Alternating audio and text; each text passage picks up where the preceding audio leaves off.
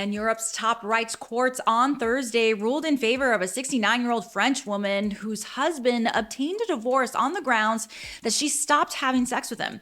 The European Court of Human Rights condemned France, saying a woman who refuses to have sex with her husband should not be considered, in quotations I might add, at fault by the courts in the event of a divorce. The Strasbourg-based court said France violated Article 8 of the European Convention on Human Rights, relating to the right to respect for private and family life. It said that any concept of marital duties needed to take into account consent as the basis for sexual relations. The ruling came from a panel of 7 judges from 7 different nations that included Spain, France, Armenia, Monaco, San Marino, the Czech Republic, and Ukraine.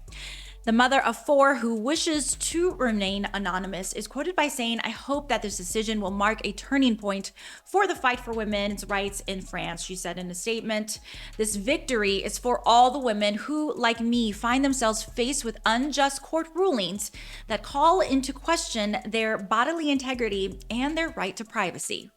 The woman did not complain about the divorce, which she actually also sought, but rather about the grounds on which it had been granted, the court said. The woman and husband married back in 1984 and had 4 children, including a disabled daughter who needed the constant presence of a parent, a role that her mother took on. Relations between the husband and wife deteriorated when their first child was born.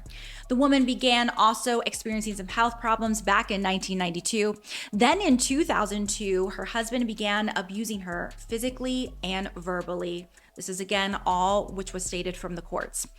And she stopped having sex with him in 2012 and then petitioned for that divorce. Thanks for watching this week's edition of Unfiltered Weekly. Make sure to like, comment, follow, save, do all the things. If you have a story, we want to hear about it. So make sure you can even send us a DM on that.